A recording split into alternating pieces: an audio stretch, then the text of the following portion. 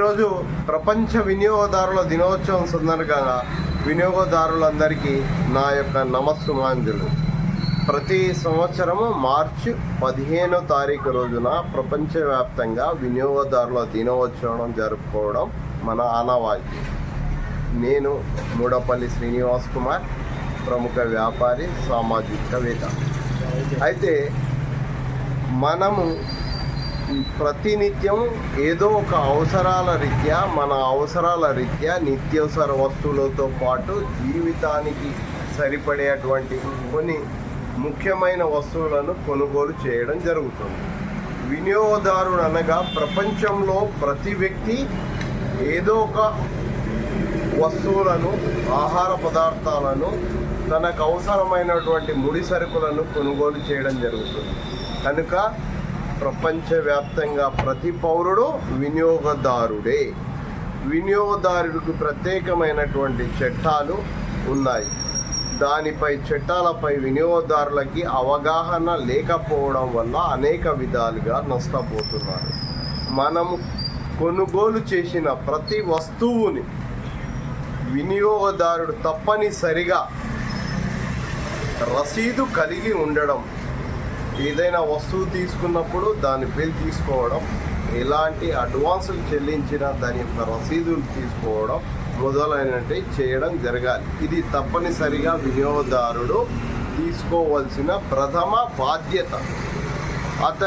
వినియోగదారుడికి ఎలాంటి నష్టం వాటిల్లినా, ఏ వస్తువు నిరుపయోగమైన లేదా ఎలాంటి తినుబండారాలు, ఆహార పదార్థాలు కొనుగోలు చేసినప్పుడు దానిలో ఏర్పడిన ఎలాంటి కల్తీ మొదలైనటువంటి వాటిని నిర్ధారించినట్టయితే అతనిని వినియోగదారుల చట్ట ప్రకారం అమ్మిన వ్యక్తిని చట్ట ప్రకారం శిక్షించే అవకాశం కలిగి ఉంది.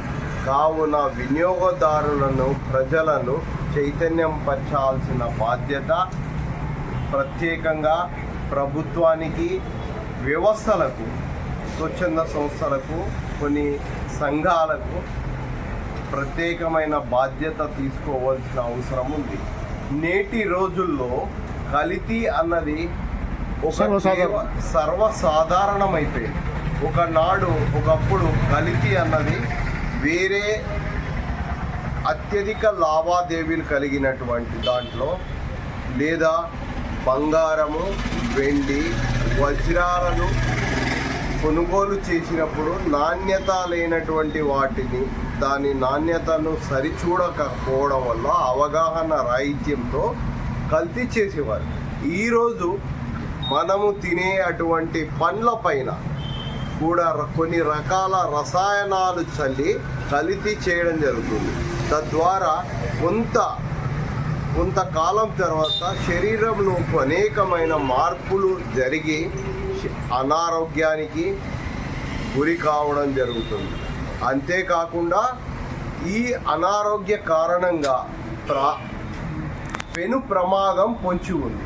ఈరోజు ముఖ్యంగా క్యాన్సర్ రావడానికి మనం తీసుకునే ఆహార పదార్థాల్లో కల్తీ వలన, ప్లాస్టిక్ పదార్థాలు మొదలైనటువంటి వాటిలో దానిని ప్యాకింగ్ చేయడం వల్ల ఈ క్యాన్సర్ రావడం అధికమవుతుంది. దీనిపై ఎవరికి పూర్తిగా అవగాహన లేకపోవడం వల్ల అనేక విధాలుగా శారీరకంగా ఇబ్బందులు ఏర్పడి తద్వారా దీర్ఘకాలికమైనటువంటి క్యాన్సర్ వంటి మొదలైనటువంటి వ్యాధులకు ప్రజలు, వినియోగదారులు ముఖ్యంగా గురి అవుతున్నారు. వినియోగదారులు అనగా ప్రతి పౌరుడు తన అవసరాల రీత్యా ఏదైనా వస్తువులు కొనుక్కున్నప్పుడు, ఆహార పదార్థాలు కొనుక్కున్నప్పుడు అతను వినియోగదారుడి కిందికే వస్తాడు.